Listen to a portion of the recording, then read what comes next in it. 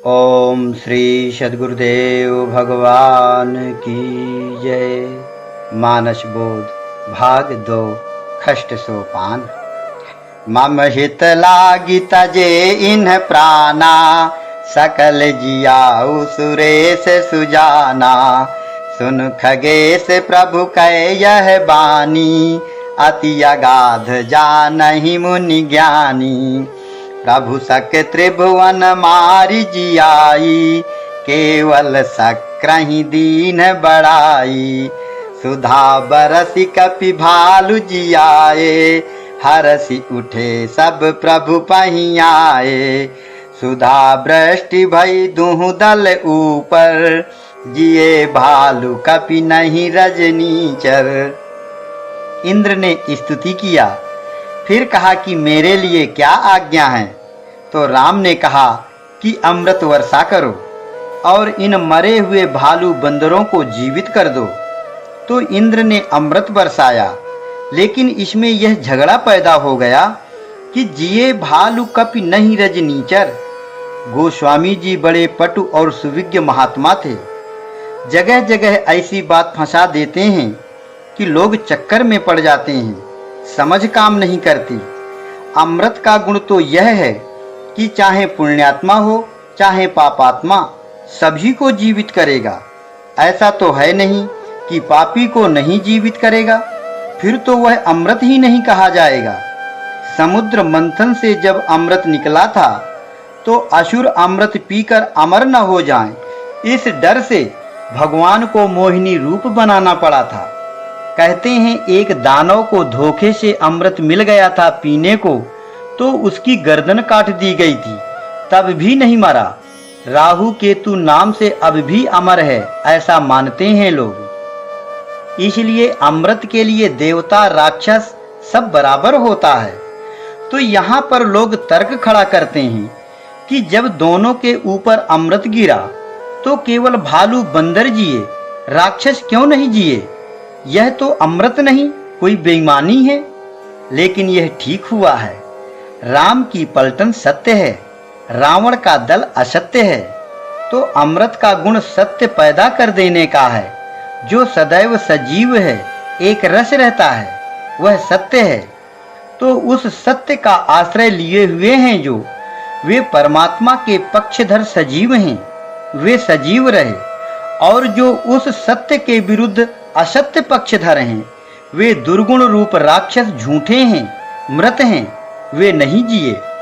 वस्तुतः असत्य का झूठा होना ही मृत होना माना जाता है।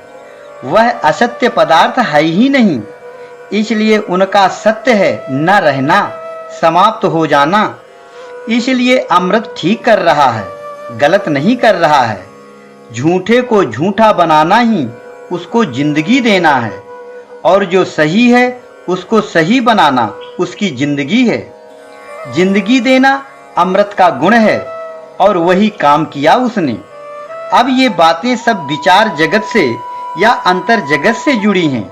इधर की रुचि अगर नहीं है तो समझने में मुश्किल आती है, क्योंकि यह मानस का विषय जनरल नहीं है। गोस्वामी जी कहते हैं कि इन बातों को ज्ञानी मुनि ही समझते हैं। सुन खगेश प्रभु कहे यह बानी, अति अगाध जानहि मुनि ज्ञानी।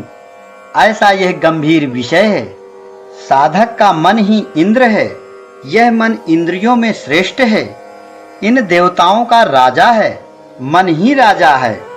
संतोष तखत पर मन राजा, विवेक लगी दरबानी। जगमग ज्योति जले घट भीतर, मुक्ति भरे जह पानी। मन ही सब कुछ करता है।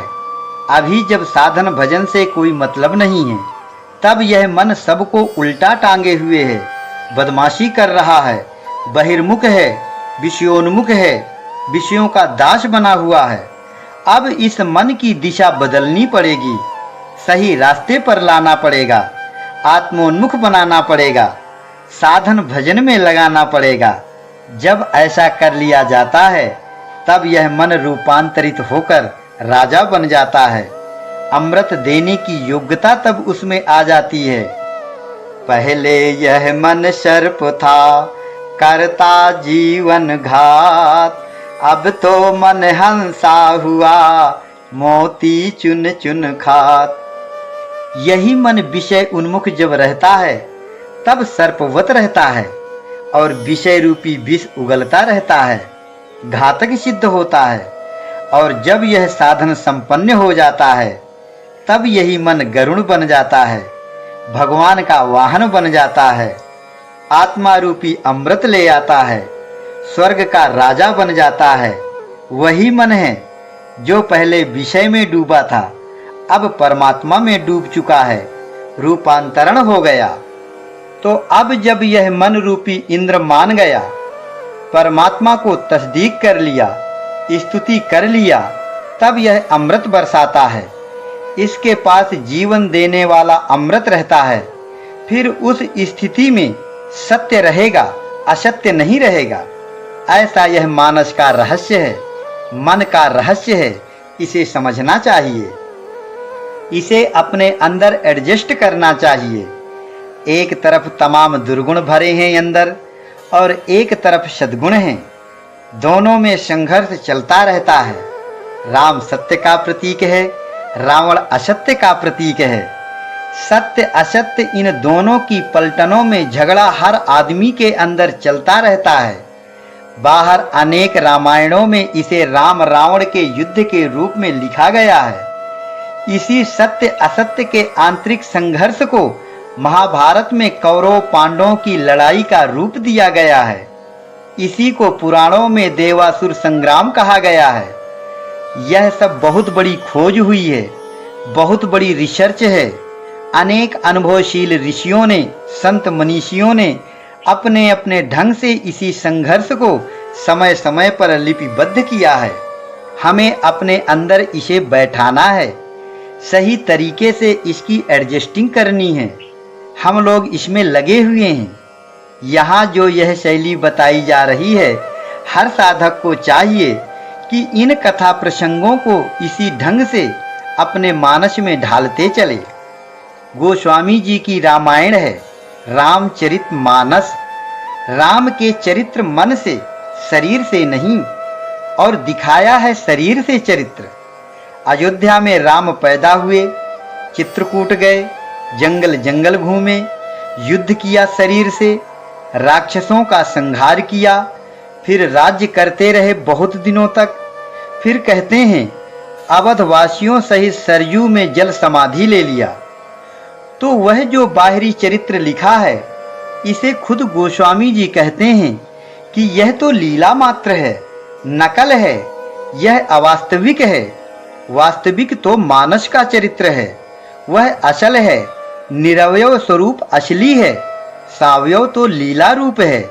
जगह जगह यह बात आती है, भगत हेतु लीला तनुधरहि। और भी आया है, नट इव चरित करत रघुराई। तो गोस्वामी जी का ध्येय इसमें यह है कि लोग समझ सकें यह बात कि भगवान सब में होता है, सब संसार में भगवान होता है। परमात्मा से ही तो संसार है। बर्फ रूप संसार में परमात्मा रूप पानी ही तो है। लेकिन यह पहले नहीं माना जाएगा, बाद की बात है। यह प्राइमरी का लड़का एमए का कोर्स नहीं पढ़ सकता, रिसर्च नहीं कर सकता। अभी तो शुरू में यह स्थिति रहती है कि गो गोचर जह लगी मन जाई, सो सब माया जानेहु भाई। फिर भजन करते करते जब भगवान अंदर जागृति दे देते हैं, तब फिर आखिर में यह बात आती है कि सीय राम मैं सब जग जानी, सर्वम खलु इदम ब्रह्म। शुरू में जब लड़का स्कूल जाता है तो उसे का माने कबूतर और खा माने खरगोश, गा माने गमला बताया जाता है, मोटे तौर से वर्णमाला का ज्ञान कराने के लिए। बिल्कुल झूठी चीज है, लेकिन वहाँ यही सही है। अब वही लड़का जब एमए में पहुंच गया और तब अगर उससे पूछा जाए तो वह खा माने खरगोश नहीं बताएगा, वह तो खा माने आकाश बताएगा। और यदि परीक्षा में खा माने खरगोश बताएगा तो फेल हो जाएगा। वह यह तर्क नहीं दे सकता कि कभी हमें यह पढ़ाया गया था, अब उसे ज्ञान हो चुका है कि सही अर्थ यह है, पहले वाला गलत था। तो कहने का मतलब यह है कि अब यहाँ आकर उस नकली अर्थ को छोड़ा जाए, अब असली अर्थ को हृदयंगम किया जाए। का माने कबूतर कब तक पढ़ते रहेंगे? नकली चीज को इसलिए लिया जाता है कि उस नकल से ही असल मिलता है। लड़का अगर प्राइमरी न पढ़े तो एमए कैसे कर लेगा? इसलिए यह जो बाहरी चरित्र है, इसका आधार लेकर हम मानस में रामचरित्र को उतारें।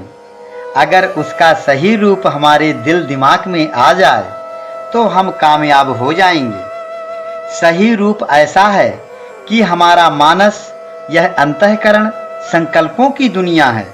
इन अच्छे बुरे संकल्पों और विचारों भावनाओं को देहधारी पात्रों का रूप देकर और इन संकल्पों के उठने और सुप्त होने को, विचारों की रगड़ झगड़ को बाहरी घटनाओं का रूप देकर गोस्वामी जी ने यह रामायण बनाई है। इस तरह से यह मानस सूक्ष्म जगत की गतिविधि का स्थूल रूपांतरण है। इसके पीछे गोस्वामी जी का मंतव्य था कि पढ़ने वाले अध्यात्म पथ के पथिक पहले स्थूल को पकड़ेंगे और फिर सूक्ष्म की योग्यता प्राप्त कर लेंगे और अपने गंतव्य की सही दिशा पा लेंगे, क्योंकि मूल तो मानस ही है। यहीं से यह राम कथा रूपी सरिता निकली है, जो चलते चलते आगे भक्ति की भागीरथी से मिल जाती है। मानस मूल मिली सुर सरही। और जब सही दिशा में चली यह भक्ति की धारा, अंतर्मुखी साधना की प्रक्रिया पकड़ में आ गई, स्थूल सूक्ष्म कारण तीनों की साधना पूरी होती चली गई, तो फिर यह गंतव्य से मिला देती है, परमात्मा के स्वरूप में ओतप्रोत कर देती है। त्रिविध ताप त्रासक तिमुहानी, राम स्वरूप सिंधु समूहानी। ऐसी यह कथा है। मानस मूल है इसका, यह मन ही मूल है सबका। इसी से संसार बनता है। मन में जो संकल्प उठते हैं वह नाभि कमल में बीज रूप में आते हैं, फिर वह अंकुरित होता है, फिर किल्ले फूटते हैं, फिर हृदय कमल में आकर पुष्ट हो जाता है, कंठकूप में आकार लेकर वाणी में आ जाता है, कहने में आ गया, सुनने में आ गया, फिर क्रिया में बाहर दुनिया बनती चली जाती है। संबंध तैयार हो गए, क्रिया प्रतिक्रिया चल पड़ी, संसार चक्र चल पड़ा, ग्रेविटी आ गई, ऑटोमेटिक हो गया। इस तरह से मन में ही संसार है। इस मन के रहस्य को हमारे ऋषियों महात्माओं ने समझा और उसकी क्षमताओं को हृदयंगम करके, उसको नियंत्रित करके आत्मानुसंधान में सफल हुए और इस तरह से अनंत जीवन का अथवा मृत्यु बंधन से मुक्ति का मार्ग प्रशस्त हुआ मानव के लिए। इसलिए साधना करने वालों को मानस की भूमिका में आना पड़ता है। इस मानस का मंथन करना चाहिए, यहीं से अमृत मिलेगा। यही मन इंद्र है और इस बाहर की दुनिया में न कहीं इंद्र होता है, न स्वर्ग होता है, न अमृत होता है। न अमृत कोई ऐसी चीज है जो बरसाई जाए। यह सब संसार की दृष्टि ऐसी है कि इसमें जो कहो वही ठीक है। क्यों है?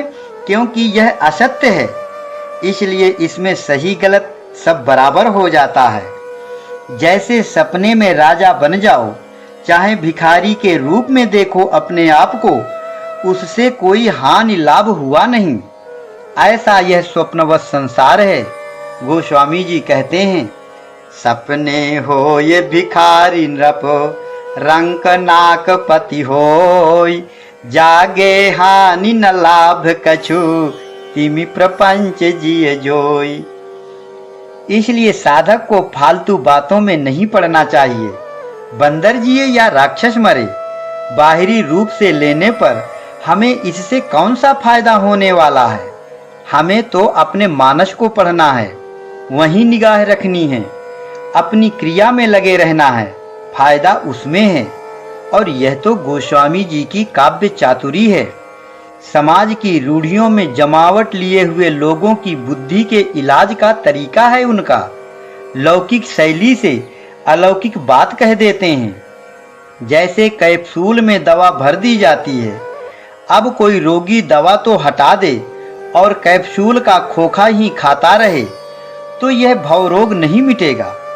इसलिए इसे मानस में लेना चाहिए। बाहर दुनिया में ऐसा कहीं होता है क्या कि मरा हुआ जीवित हो जाए? मरा हुआ इस तरह से जीवित नहीं होता। जो मरेगा वह जन्म लेगा, यह नियम है। मरे हुए का जीवित होना इस तरह से नहीं हो सकता। इसी रामायण में लिखा है, मुए करे का सुधा तड़ागा। मर गया तो फिर उसे चाहे अमृत के सरोवर में डुबाए रखो। गोस्वामी जी कहते हैं कि वह फिर से जीवित नहीं हो सकता। इसलिए ये बाहरी तर्क वितर्क छोड़कर भजन में मन लग जाए तो धीरे धीरे सब रहस्य खुलते चले जाएंगे। हरि ओम। ओम श्री सद्गुरुदेव भगवान की जय।